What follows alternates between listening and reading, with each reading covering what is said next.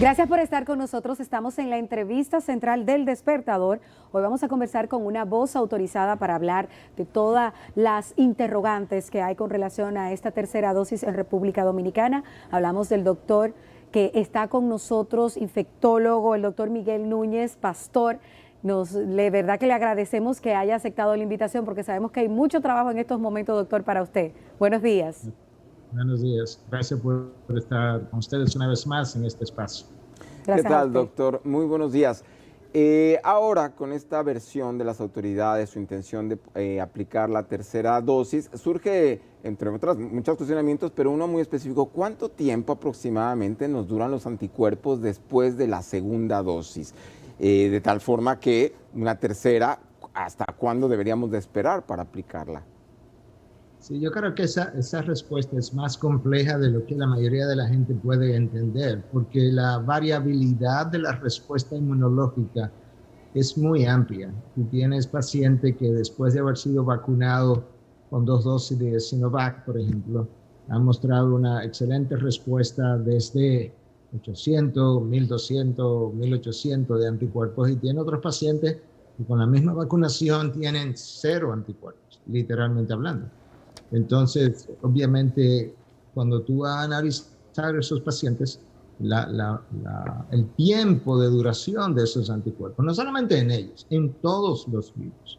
Nosotros tenemos virus que se comportan usualmente de una manera donde, por ejemplo, la IgM dura 2 o 3 meses en todo el mundo, y hay un 5% de los pacientes donde su IgM dura toda la vida. Entonces, con el coronavirus, en general, con los otros coronavirus que ya tenemos experiencia, los anticuerpos no son muy duraderos. Pero yo estoy seguro que va a haber pacientes cuyos anticuerpos, de hecho ya lo he visto, van a permanecer por un largo tiempo. Tengo colegas que se midieron anticuerpos antes de vacunarse, un año después de haberle dado la enfermedad, y tenían niveles todavía altos de anticuerpos. Entonces yo no creo que podemos ser dogmáticos en términos de cuánto tiempo los anticuerpos van a durar. Entonces, cuando tú legislas para una población, no es lo mismo que cuando tú decides para un paciente privado o un paciente en particular, porque no se comportan iguales. Entonces, ahí es donde vamos a tener que hacer diferenciación de lo que son políticas públicas de lo que son prácticas individuales de acuerdo a la necesidad de pacientes particulares. Doctor, ¿es correcta o no la decisión de aplicar una tercera dosis en el país? Mira, yo creo que hay diferentes formas de analizar esto. Entonces voy a mencionar ambas formas, porque yo creo que desde un ángulo es perfectamente correcto, desde otro ángulo puede ser cuestionable. Entonces, si estamos hablando de que vamos a esperar al otoño, como se ha hablado, para aplicar una tercera dosis de refuerzo a aquellos, ¿verdad?, que ya recibieron 2 dosis para hacer un refuerzo de su inmunidad, entonces estaríamos hablando de que probablemente 6 meses después sería el tiempo adecuado. Pero ¿qué pasa?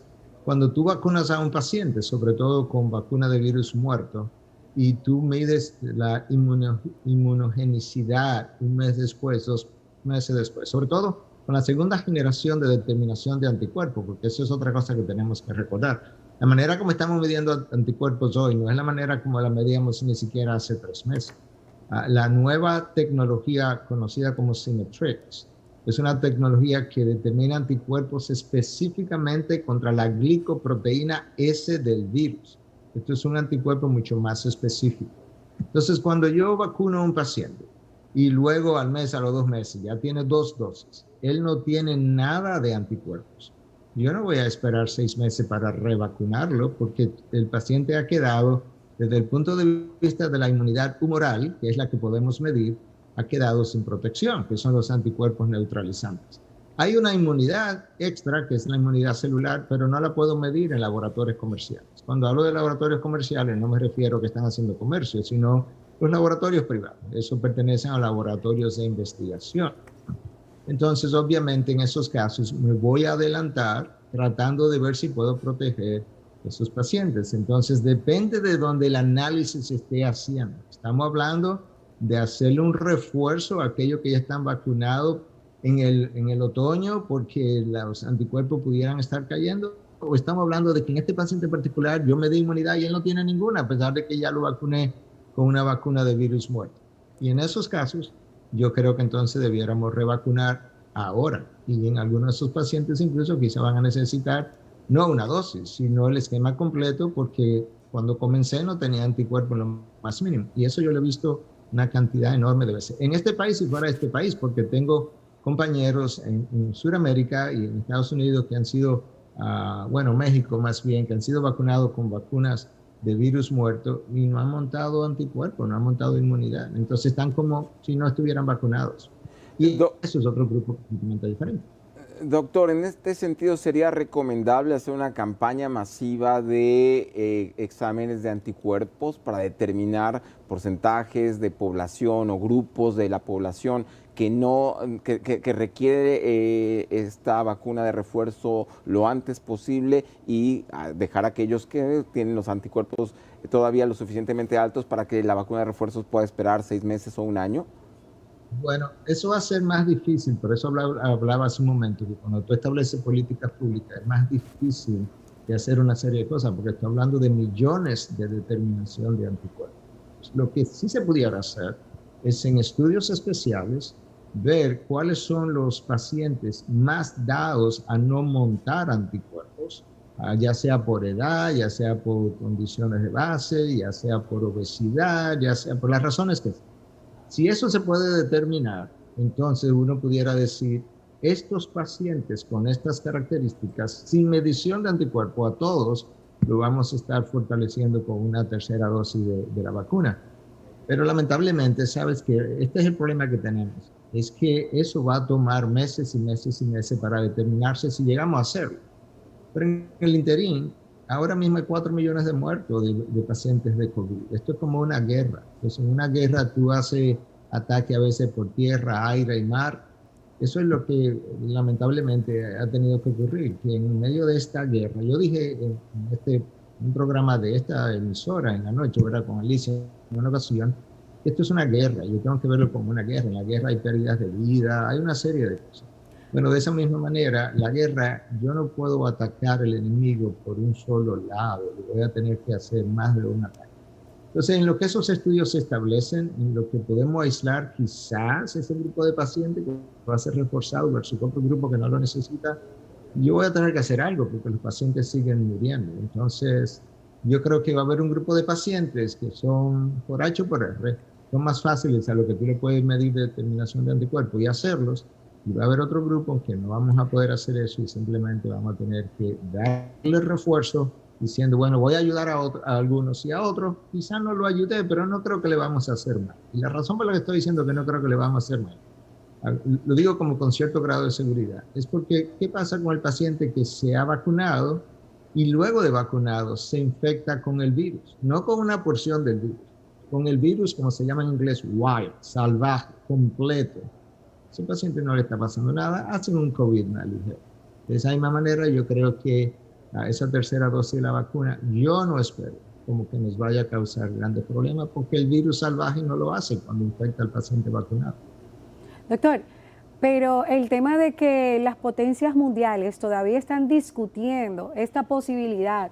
Por ejemplo, Reino Unido anunció que en septiembre va a aplicar una tercera dosis, pero a mayores de 50 años, y que República Dominicana sea el primer país en el mundo, y lo que dicen algunos médicos a nivel nacional es que no hay un estudio científico, que deberían presentar un estudio científico. ¿Usted piensa que no es necesario? Y ya ha aclarado de que si a alguien se le aplica la tercera dosis no habría consecuencias para la salud. Bueno, para aclarar eso último, entiendo que no lo habría. Obviamente alguien podría cuestionar eso en lo que los estudios se siguen haciendo, pero basado en lo que expliqué, entiendo que no, creo que lo va a haber. Pero por otro lado, no es que no hay nada de estudio. Aquellos de nosotros que hemos entrenado fuera sabemos que en múltiples ocasiones y que seguimos practicando aquí por igual, los medicamentos se comienzan a usar bajo lo que se llama estudios de compasión, que es una terminología, ¿verdad?, que se usa a nivel de salud pública en el extranjero, antes de que se aprueben, antes de que los estudios sean completados. ¿Por qué? Porque tengo una condición que está terminando con la vida de los pacientes y no puedo esperar 18 meses más que el estudio se complete, y esto se llama compassionate use, o uso de compasión de esos estudios. Entonces déjame mencionarte de dos estudios brevemente, hace 3 días, literalmente, en uno de los artículos de la revista médica más prestigiosa, bueno, la revista médica más prestigiosa en Europa, que es la revista Lancet, publicó un estudio donde una primera dosis de la vacuna AstraZeneca, seguida de una segunda dosis de la vacuna de Pfizer, produjo una respuesta inmunológica robusta. Esa es la fraseología usada en el estudio, o sea, potente. Bueno, ahí hay un estudio que ya aprobó. Eso no quiere decir que todo se cerró, que la investigación se cerró. Puede salir algo más mañana. Pero hay una evidencia que comienza a acumularse de que combinación de vacunas parecen tener una respuesta robusta del sistema inmunológico cuando tú lo haces. Eso tiene sentido porque las vacunas están diseñadas para estimular el sistema inmunológico de forma diferente. Obviamente tú tienes que probar eso, pero la evidencia comienza a montarse. Hoy mismo salió una publicación, creo que en el periódico The Guardian, también el periódico de Inglaterra más conocido, donde hablaba de que una tercera dosis de la vacuna AstraZeneca aplicada en el otoño probablemente produzca un booster del sistema inmunológico. Pero ese probablemente está basado en algunos hallazgos preliminares. No es como que alguien se sentó y dijo, bueno, a lo mejor ocurra. No, la evidencia se va acumulando. Entonces, ¿qué es lo que tú tienes que hacer? Y yo creo que en las redes sociales tú oyes muchas críticas, muchos comentarios, pero al final tú haces lo mejor que tú puedes, con lo mejor que tú sabes y con lo que tienes. Sobre todo en guerra, no solamente en guerra de este tipo, en guerras militares. Tú haces lo mejor que tú puedes hacer con lo que tú conoces, porque es que el conocimiento cambia. Cada vez que tú haces un cambio de conducta en medicina, la gente pega el grito al cielo y dice, pero ayer nos dijeron esto y mañana nos dicen lo otro. Señor, eso es en el mundo de la ciencia toda la vida. ¿Por qué? Porque la ciencia es cambiante, es acumulativa.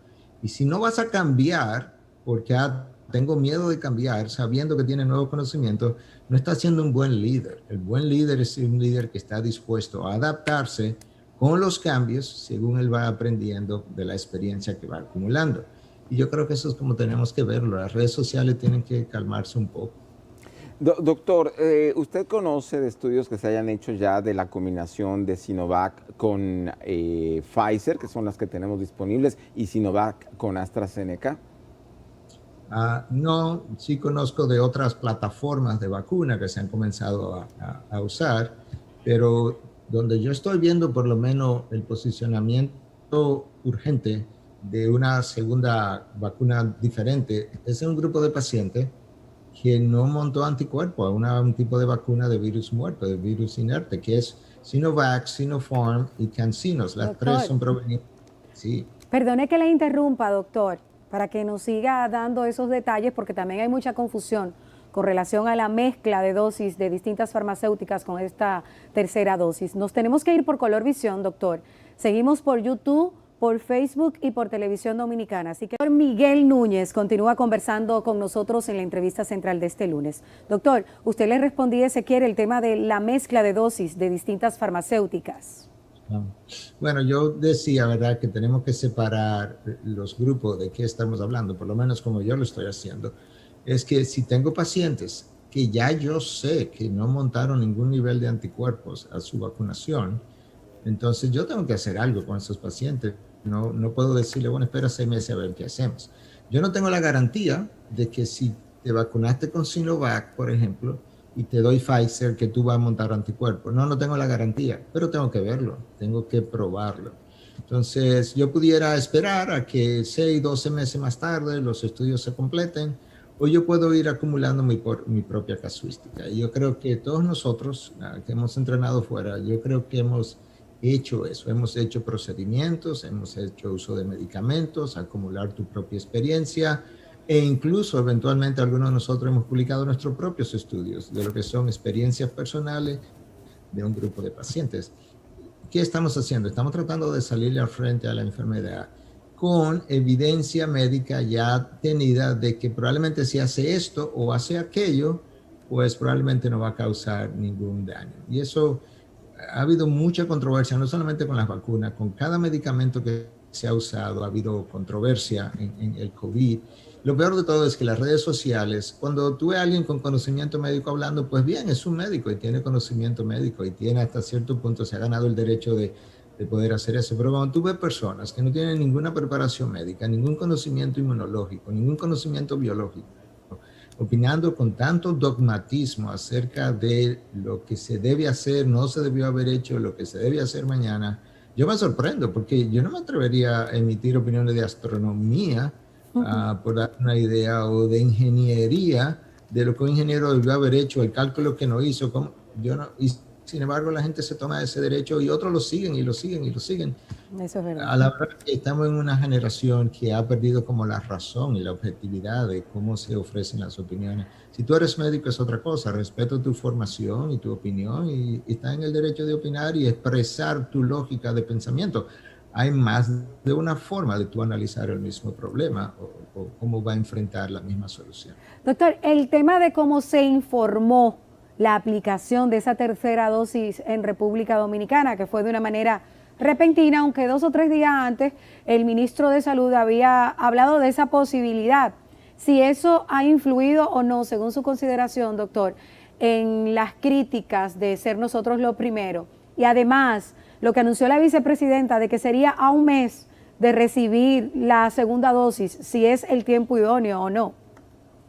Bueno, yo creo que tú sabes, cuando alguien como la vicepresidenta habla, por ejemplo, no creo que se está expresando como médico, yo creo que eso todo el mundo lo tiene claro, está expresando una idea discutida y un resumen de todo lo discutido. Es posible que, yo no sé, no conozco los médicos detrás de esas decisiones, pero es posible que haya todo un plan de cómo se va a hacer, y dentro de esa discusión es posible que se haya dicho, estoy imaginando, no tengo conocimiento de esto, es posible que se haya dicho, bueno, no la vamos a aplicar antes de un mes. ¿Por qué? Porque tenemos que darle tiempo a que el sistema inmunológico haya respondido a la última vacuna que se le aplicó. Entonces, si la vamos a aplicar es de un mes en adelante. Y me imagino que es para pacientes que no respondieron con la producción de anticuerpos. Me imagino, no lo sé.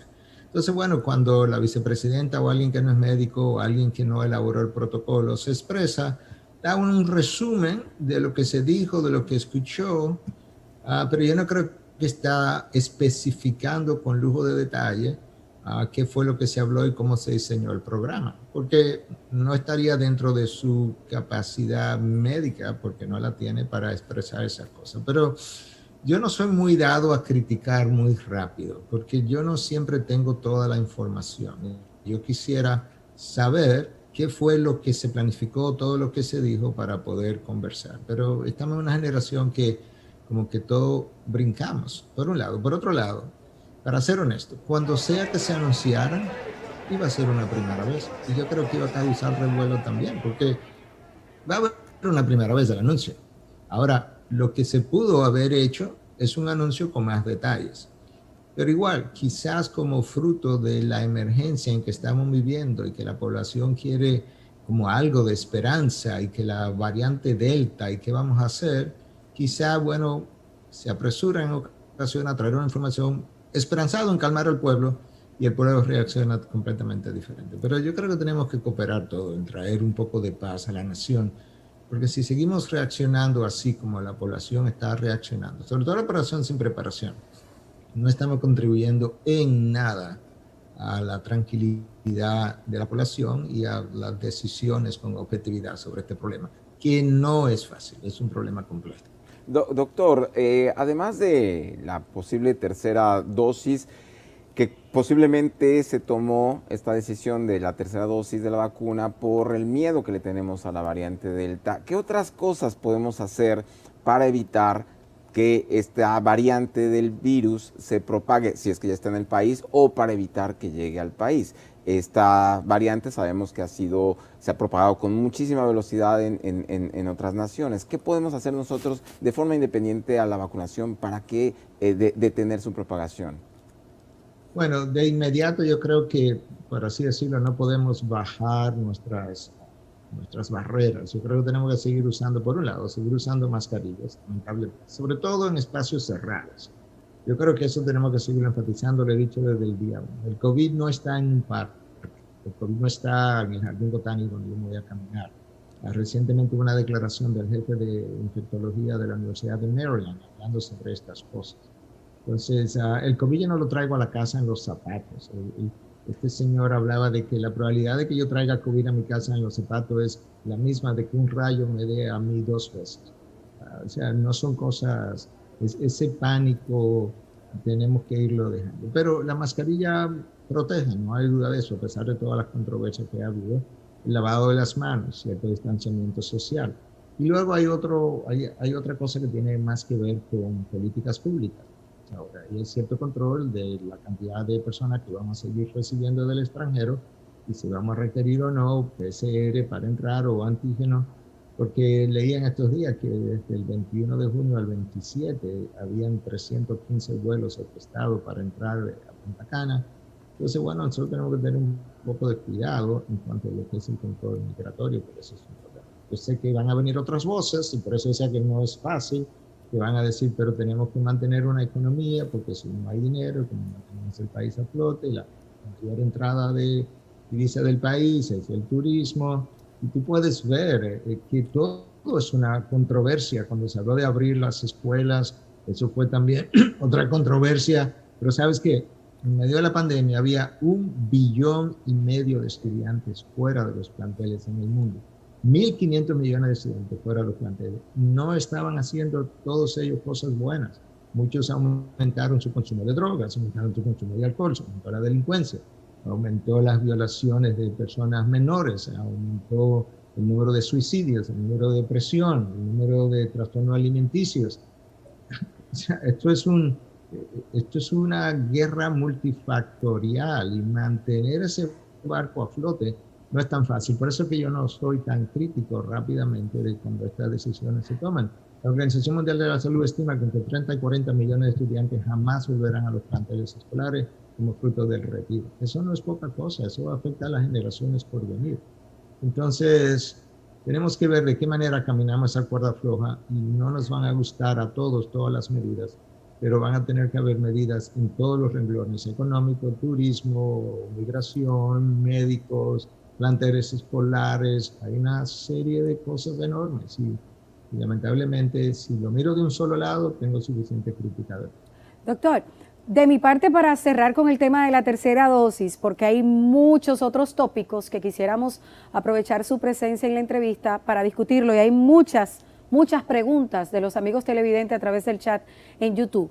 Entonces, usted sugiere que todos nos apliquemos la tercera dosis sin hacernos el estudio a ver si generamos los anticuerpos o no, de manera indiscriminada, por si acaso, y no hemos generado esos anticuerpos. Bueno, yo creo que el uso de la tercera dosis como refuerzo, yo creo que tiene sentido en medio de una pandemia que no está controlada y de variantes que se siguen produciendo. Eso es parte 1 de mi afirmación. Parte 2, entonces, ¿cuándo lo hago? Entonces, ahí donde quizás nosotros podamos entrar en bueno, pero, y la razón es lo que te expliqué.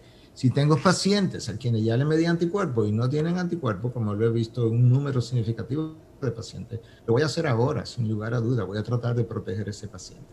Entonces, ahora, ¿qué hago? Que sería la próxima pregunta. ¿Qué hago cuando no sé su estatus serológico de anticuerpos?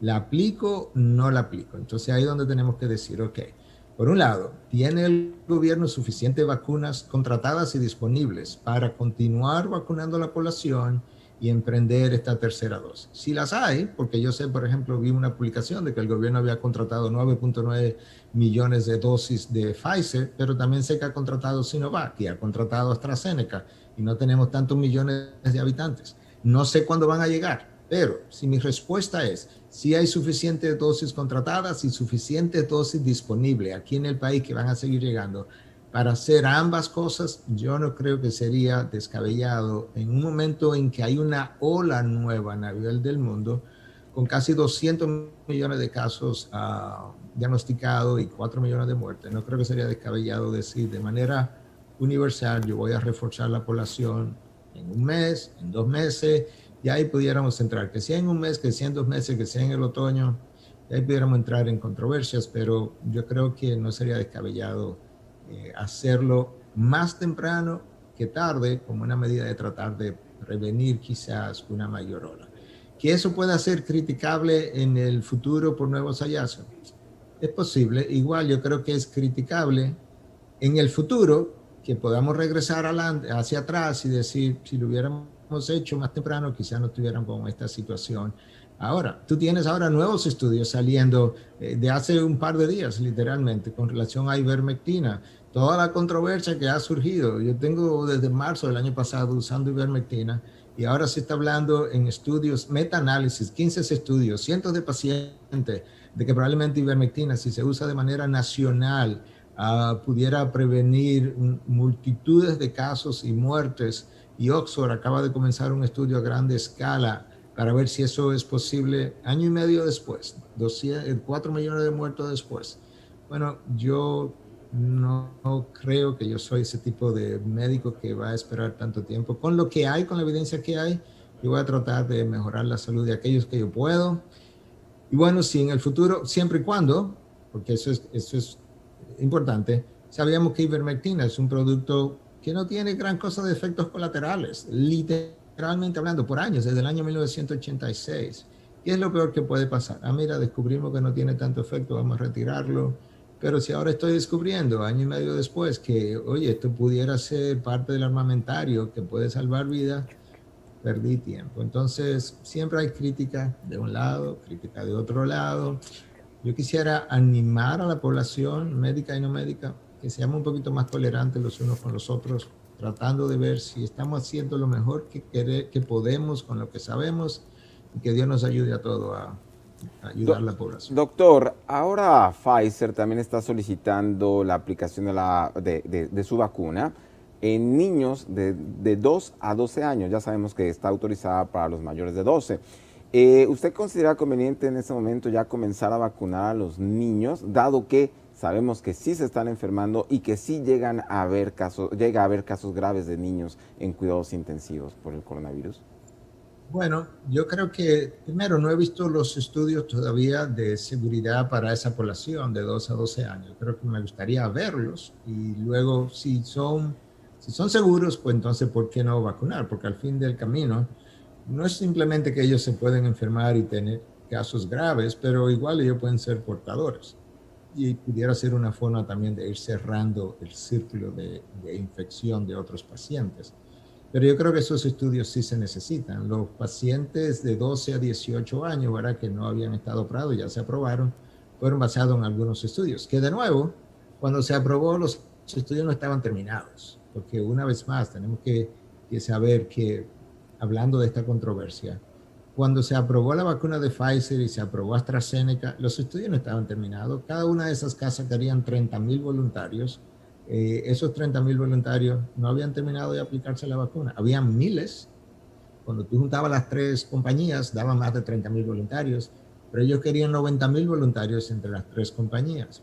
Eso está siguiendo todavía. Eso va a terminar en el 2022. Entonces, las aprobaciones no se dan necesariamente cuando los estudios se han completado, sino cuando hay suficiente evidencia para tú aprobar, que fue lo que se hizo, dar aprobación de emergencia a cierto producto dado la situación global de emergencia por igual. Entonces, en este caso, aunque los estudios no se completen, a mí me gustaría ver los estudios para niños de 2 a 12 años. Ciertamente esos niños a veces se complican. De hecho, tuve la hija de unos compañeros en Estados Unidos se complicó muy temprano, el año pasado, se complicó bastante y en un momento que todavía Estados Unidos no estaba usando los esteroides, la infectóloga fue lo suficientemente humilde como para llamar y conversar conmigo y hablamos de darle esteroides y ella salió muy bien de su cuadro. Entonces, pero esos son los menos, honestamente. La mayoría de los niños de esa edad, los pediatras siguen manejándolo con acetaminofén, hidratación, van a aparecer. ¿Por qué van a aparecer? Porque estamos hablando de millones de pacientes. Entonces, en ese número siempre va a haber alguien que se va a comportar atípicamente. Doctor, precisamente Paula García, a través de nuestro chat en vivo en YouTube, pregunta si hay estudios sobre la vacunación en embarazadas. Y yo agrego ahí lactantes también, si deben vacunarse o no y cuáles estudios avalan esta situación. Bueno, Estados Unidos está vacunando con la vacuna de ARN mensajero a las embarazadas. Los estudios no están completos, ellos mismos los dicen. La evidencia preliminar es que es segura, la evidencia preliminar. Mi recomendación es que embarazadas de alto riesgo, y cuando digo embarazadas de alto riesgo estoy usando la terminología diferente al alto riesgo ginecológico. Me estoy refiriendo a embarazadas que tienen un alto riesgo de contraer COVID. Por ejemplo, una doctora embarazada, yo creo que debe vacunarse con ARN mensajero. Una doctora que trabaja como técnico de laboratorio, sacando sangre a pacientes todos los días, yo creo que debe vacunarse. Una técnica de rayos X. Ese tipo de persona, una enfermera, ese tipo de personal que tiene un alto riesgo de contraerse de la enfermedad y que pudiera entonces tener un mayor riesgo entonces de tener un curso complicado, yo creo que tiene sentido hacer la vacunación. Yo no lo haría universalmente en todas las embarazadas, en espera de que haya un poco más de evidencia. Pero, de nuevo, basado en cómo opera la vacuna de ARN mensajero, yo no esperaría ningún problema en embarazadas, no esperaría ningún problema en pacientes inmunocomprometidos, no esperaría ningún problema durante la lactancia. Y de hecho, durante la lactancia yo creo que es bastante segura, porque ¿qué es lo peor que puede pasar? Nada, que la madre le pase anticuerpos vía la leche al niño. No creo que va a pasar más de ahí, porque no hay manera de que pase otra cosa más de ahí. La madre no produce virus dentro de ella para contaminar al niño, porque no es un virus que le estamos administrando, no es un virus vivo. En el caso de AstraZeneca, de Sinovac, que es un virus muerto. En el caso del ARN mensajero, ni es el virus ni muerto ni vivo, es un ARN mensajero, simplemente una porción del ARN que le estamos administrando. De manera que en la lactancia yo no creo que haya ningún problema, en el embarazo creo que es la explicación que di, es como lo veo. Doctor, cuando comenzó la pandemia se consideraba que el virus se transmitía a través de estas gotitas que expulsamos, que llegaban a las superficies y de ahí las podíamos tomar con las manos. Incluso se llegaba a creer en algún momento que la podemos llevar en la suela de los zapatos al interior de las casas. Recordemos este movimiento que hubo al principio de la pandemia de la gente con una botellita de alcohol o con un desinfectante, desinfectando todas las superficies sólidas. Sin embargo, ahora ya parece ser suficientes evidencias de que el virus puede quedar flotando en el aire y nos podemos contagiar sin el contacto físico, sin que esté en las manos como tal. ¿Qué tan peligroso es esto? ¿Qué tan peligroso es estar en un espacio cerrado como un avión, por ejemplo, o un salón de conferencias o un cine donde no tienen ventilación, sino aire acondicionado? Bueno, varias cosas con relación a eso que preguntas. Se creó un gran revuelo de nuevo porque la gente comenzó a escuchar y a leer información en las redes de estudios sin tener el conocimiento médico necesario para digerir la información. Entonces, cuando Harvard publicó que las gotas de saliva minúsculas pudieran viajar 17 pies de distancia, hubo un gran revuelo en las redes de que, wow, increíble, ¿hasta qué tan lejos tenemos que estar? Eso no es como se hacen las cosas se hacen diciendo todas las pandemias de virus respiratorios anteriores, cómo se han manejado y cómo se comportan. Porque la probabilidad es abrumadora que se van a comportar de la misma forma ahora, porque esto es un virus respiratorio. Eso es exactamente lo que estamos haciendo. Nadie lleva flu a su casa en los zapatos. No va a llevar coronavirus tampoco. El flu no se queda flotando por horas y horas y horas y te infecta. Eso no es como se da. Entonces, ¿dónde estamos hoy? En el mismo sitio que estábamos los 2 o 3 primeros meses, literalmente, porque el otro vino después. ¿Dónde estábamos en esa ocasión? Cuando tú toses, cuando tú estornudas, que tú haces esa proyección mayor de saliva, si tú vas a medir hasta dónde llega la saliva, potencialmente vas a tener una cantidad enorme de pies. Sí, pero eso no es lo que yo necesito. Yo necesito saber número 1, la saliva que va infectada con este virus, que es una saliva más pesada, esas gotas, por ser pesadas, ¿cuánto viajan?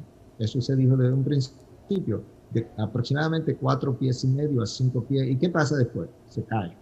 Bueno, pues le vamos a decir a la gente que tenga 6 pies. Eso fue como se hizo la recomendación. Ahí es donde estamos hoy en día.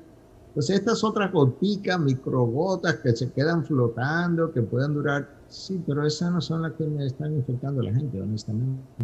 Porque esas microgotas que potencialmente pudieran infectar no son las gotas usualmente infecciosas de los pacientes. De lo contrario, oye, si me respiro al lado ya me infecté. Y sabemos que no es así que se está dando. Entonces, ¿a dónde estamos hoy? A 6 pies de distancia, más que suficiente, mascarilla, definitivamente que contribuye, sobre todo si la tiene el paciente más que el otro, porque no deja salir la saliva tan allá, básicamente. Microgotas que pueden flotar, sí pueden flotar por 2 o 3 horas. No son usualmente las microgotas que infectan a los demás pacientes. En los aviones, bueno, ¿qué ayuda en los aviones?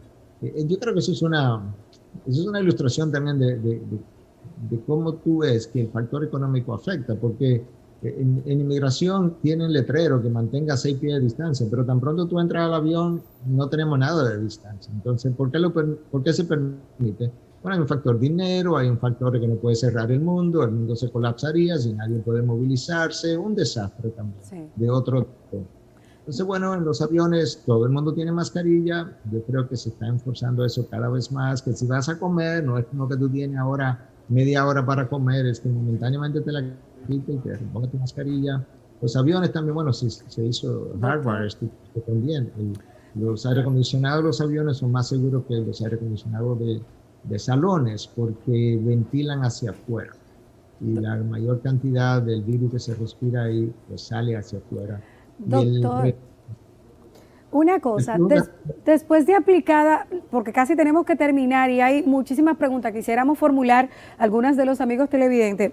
Después de aplicada la última dosis, ¿cuánto tiempo dura la protección del paciente ante esa inoculación? Y aprovecho ahí mi pregunta para mezclarla con una sugerencia que está haciendo una amiga televidente, y así usted nos puede hablar de aquellos que creen más en esos remedios caseros que en estas dosis científicamente comprobadas. Por ejemplo, Cherlyn dice que el ajo con vinagre de manzana es buenísimo en lugar de la vacuna. Y hay mucha gente, doctor, que todavía a esta altura del juego prefiere esos remedios caseros que vacunarse. Lamentablemente, cuando yo estoy convencido de esas cosas, es como imposible convencerte de lo otro, porque basado en qué yo puedo hablar de que o el vinagre o cualquier otro producto medicinal, yo tengo que tener alguna evidencia, algún estudio, y eso es parte del problema de la medicina naturalista, que los estudios no están, son estudios anecdóticos. Aún si el ajo sirviera para esto, ¿cuánto ajo? ¿Un diente de ajo? ¿3 dientes de ajo? ¿Cada 6 horas? ¿Cada 12 horas? Tú puedes ver que no tiene ni pie ni cabeza estas recomendaciones. Yo creo que la población tiene que adquirir un poco de nuevo, tiene que retomar la racionalidad y decir, ok, lo que yo voy a usar debe tener alguna base detrás y tiene que haber sido estudiado de alguna manera. Aún sea ajo, aún sea vinagre, esos estudios no están y nunca han estado. Entonces, definitivamente eso tiene que ser abandonado. ¿Cuánto tiempo dura mi protección? Bueno, de nuevo, como te decía al principio, el problema es que yo puedo estar vacunado, pues ya lo he visto, y no haber montado nada de anticuerpo. Puedo estar vacunado y tener 40 o 50 de anticuerpos, o puedo estar vacunado y tener 2.400 de anticuerpos, como es mi caso, por ejemplo. Entonces, no podemos medir esos 3 pacientes de la misma manera, porque no se van a comportar de la misma manera. Yo creo que eso todavía está por determinarse. Pero definitivamente eso va a variar. A algunos pacientes le va a durar meses y quizá más de un año. Estoy casi seguro que eso va a ser el caso. Y otro paciente que lamentablemente va a haber que reforzarlo mucho antes. Entonces, a nivel de política pública, no vamos a poder medir, imagínate Estados Unidos, 325 millones de habitantes, no le van a medir niveles de anticuerpos a 325 millones de habitantes, van a tener que hacer una recomendación general y luego habrá manejos particulares de pacientes. La última pregunta del chat, Guaraguao 87, si a las personas que le dio el virus tienen un anticuerpo más efectivo que las que se vacunan, doctor. Realmente no, porque el anticuerpo se produce contra una proteína, la proteína S o una glicoproteína. O sea, si me da el virus, mi sistema inmunológico va a producir anticuerpos, pero es contra esa proteína. Pudiera producir otros anticuerpos, pero la proteína que me causa problema, porque es la que permite que el virus entre a la célula, es la proteína S. Esa es la proteína que estamos tratando de inducir su producción con el ARN mensajero para que el cuerpo produzca los anticuerpos. Y cuando lo inyecta con un virus atenuado o muerto, es lo mismo, el cuerpo va a producir anticuerpos contra esa proteína. Entonces no creo que sea más efectivo. Dicho sea de paso, hay personas que se han infectado, 8 o 9% de los pacientes que se han infectado con el virus salvaje, como se le llama, wild virus, tampoco montan anticuerpos. Entonces tú puedes ver que esto no es una enfermedad sencilla, es compleja. Doctor, ¿y la ivermectina se puede tomar de forma preventiva? Es decir, si no tenemos ningún síntoma, tomarla durante una temporada para tratar de evitar infectarnos, o cuando nos infectemos que no sea tan duro. Sí, bueno, ahí también hay controversias, ¿verdad? Yo no lo he prescrito de esa manera. Estados Unidos tiene un grupo de intensivistas y neumólogos, tienen una alianza que se llama así, Alianza, qué sé yo, qué cosa contra el COVID. Ellos están convencidos de que eso es una posibilidad y están usando ivermectina cada 21 días. Yo no lo he estado usando de esa manera. Yo he usado ivermectina preventiva de esta forma. Pacientes, una pareja, el esposo o la esposa se infectó, el otro está bien, no se ha infectado, ¿qué hago? Bueno, he usado dosis de ivermectina con la posibilidad, yo ni siquiera estoy diciendo que esto es prevención segura, aunque este estudio que te acabo de mencionar, este metaanálisis, sí habla de una prevención de la infección del personal de salud expuesto a casos cuando ivermectina fue usada. Entonces yo creo que eso es una recomendación que está ahí sujeta a comprobación de si ocurre, que parece que sí, pero ¿cuál sería el régimen? ¿Lo hago cada 21 días como esta alianza de doctores está haciendo en Estados Unidos? ¿Lo hago simplemente para aquellos que se exponen en un momento dado en una casa, mi papá, mi mamá, los padres de estos hijos? ¿Lo hago de manera puntual? Yo creo que eso está por verse. Yo no lo estoy haciendo continuamente, pero sí lo he hecho en pacientes que se han expuesto puntualmente a un caso de COVID. Doctor, sobre todo en la casa. La situación actual, donde se habla de que estamos todavía en una tercera ola, centros médicos públicos y privados con muchos pacientes con COVID todavía, gran cantidad de intubados, a veces las denuncias y el recorrido que hace mucha gente porque no encuentran una cama para internar a sus seres queridos, a sus pacientes, y también el tema de las medidas restrictivas, doctor, que tenemos actualmente. Si usted cree si debemos seguir con las mismas o endurecerla, hablando del toque de queda. Sí. Bueno, yo creo que definitivamente cuando tú reduces la interacción social, no hay duda de que tú vas a bajar el número de contactos, independientemente de cómo tú hagas eso. Entonces, esa es la primera parte. La segunda parte es que nosotros vemos año y medio con esto. Imagínate que hubiésemos cerrado el país por año y medio, se hubiese caído el país entero, hoy en día no hubiese dinero para nada. Y la economía tiene que mantenerse si queremos tener incluso agua y luz y teléfono y demás, y comida y medicina. Entonces, yo creo que definitivamente hay que mantener, yo creo que la idea debe ser la idea que Nueva Zelanda tuvo en un inicio, no sé cómo están ahora, pero en un inicio ellos dijeron, la vida social la vamos a parar. La vida de trabajo tenemos que continuarla porque el país tiene que seguir viviendo. Entonces yo creo que esa es como la metodología. ¿De qué manera controlamos la vida social donde se produce la mayor cantidad de contacto? ¿Por qué? No mascarilla, estoy comiendo, estoy bebiendo horas en eso. Bueno, pues obviamente ahí donde voy a tener mayor problema. Si abro las salas de teatro, grandes cantidades de personas entrando, saliendo, viniendo de diferentes lugares, tengo que controlar un poco eso. Tengo que controlar un poco quizá la inmigración. Yo creo que esas medidas van a tener que seguir estando presentes de alguna manera. Y bueno, de nuevo, yo leí un artículo en mayo del año pasado, que salió de la Universidad de Harvard, otra vez, donde decía, nosotros vamos a estar cerrando y abriendo las naciones hasta el 2022, posiblemente hasta mediados del 2022. Eso es lo que ha estado pasando. Como que la gente se asombra de que hemos estado cerrando y abriendo y cada vez que eso ocurre, este gobierno o aquel otro gobierno no sabe lo que está haciendo. Esto está predicho desde mayo del año pasado, que esto iba a ser lo que iba a tener que ocurrir. ¿Por qué? Porque no puede cerrar la sociedad para siempre y seguir viviendo, y porque no la puede abrir para siempre y no tener una cantidad enorme de casos. Entonces, ¿cómo lo manejas? Tú contraes y tú abres, tú cierras y tú abres. Y eso va a continuar, yo creo que ¿Y eso va a por qué continuar. más jóvenes se están enfermando, doctor? Y si es suficiente pedir la prueba PCR solamente a los países procedentes donde ya se ha confirmado la existencia de la cepa Delta. Si es suficiente solo con eso, ¿y por qué más jóvenes son los que se están agravando? Bueno, yo creo que con relación a los jóvenes, comencemos por ahí. Yo creo que eso tiene varias explicaciones y con COVID casi todo es así. Número uno, siempre se dijo, y era verdad, que los jóvenes tienen menor riesgo de hacer complicaciones. Eso dio un falso sentido de seguridad, número uno.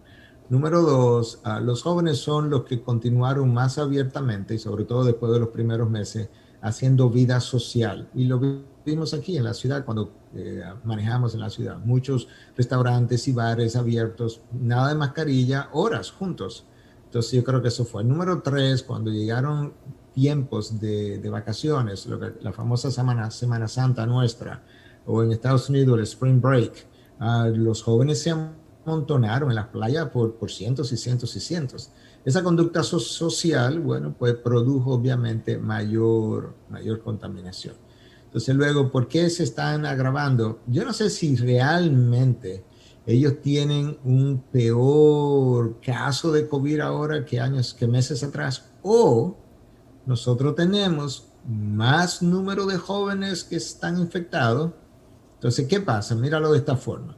Si yo tengo 100 jóvenes infectados y solamente uno se va a agravar, un 1%, cuando tengo 100 yo tengo un caso de un joven agravado.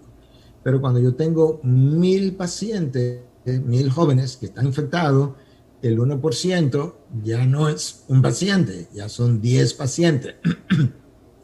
Y si tengo 10,000, ya son 100 pacientes. Entonces, de repente, muchos jóvenes, mucho más jóvenes. Sí, pero que tenemos mucho más jóvenes infectados.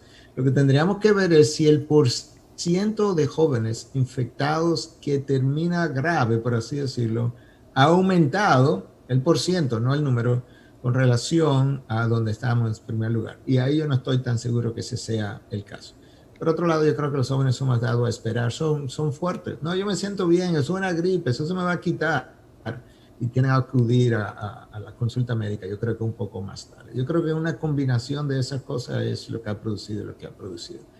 Con relación a si debíamos restringir la entrada de países donde existe la cepa Delta, yo creo que deberíamos prohibir o restringir, disminuir, porque quizás es cero entrada o quizás parcial entrada, dependiendo a los países que están experimentando una ola significativa del COVID, independientemente de con cuál cepa está pasando.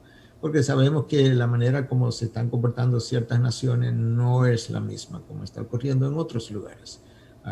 Tú tienes lugares como Estados Unidos, que ha abierto ciertos estados completamente por la baja que experimentaron. Y tienen otros estados que ahora están, bueno, Perú tiene más de 100 muertos diarios de COVID al día de hoy, por ejemplo. Eso es un número significativo, a pesar de que ellos han experimentado una baja en lo que es el número de casos, pero tiene 100 muertos diarios al día de hoy. Conversaba con alguien del Perú antes de ayer sobre eso. Ahí no es donde nosotros estamos. Pero yo creo que eso habría que ver cuáles son los... Brasil tiene más de 500,000 de muertos de COVID. Yo creo que es más eso. ¿Dónde hay una ola? ¿Dónde el COVID ha tenido una mayor incidencia? Yo de ahí tengo que restringir su entrada, por lo menos parcialmente. Gracias, doctor, por estar con nosotros. Mucha gente con más interrogantes, pero ya el doctor tiene que irse. Le hemos tomado muchísimo tiempo de su tan copada agenda. Gracias al infectólogo Miguel Núñez por estar con nosotros en la entrevista central del día de hoy. Un gran abrazo, doctor. Ahora es el momento de ponernos al día con el mundo del arte y el espectáculo. Hoy, Ezequiel,